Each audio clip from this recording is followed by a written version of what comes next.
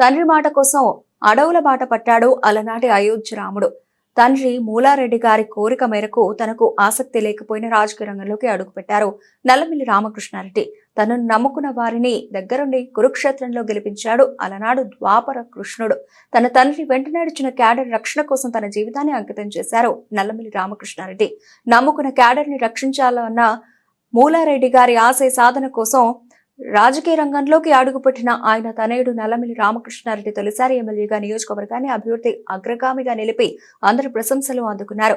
కానీ కొన్ని రోజులుగా వారందరూ మన సిద్ధాంతాలకు అలవాటు పడతారు, హర్షిస్తారు. లీగల్ గా కరెక్ట్ గా ఉన్న పనులు, వ్యాపారాలు చేసుకోవడానికే మన వాళ్ళని ప్రోత్సహిద్దాం. నన్ను మన నాయకులను వేలెత్తి చూపే అవకాశం ఎవరికి ఇవ్వకూడదన్నారు ఆయన. ఆ క్షణంలో నేను ఆయనకు హ్యాట్స్ ఆఫ్ చెప్పకుండా ఉండలేకపోయినని పేర్కొన్నారు.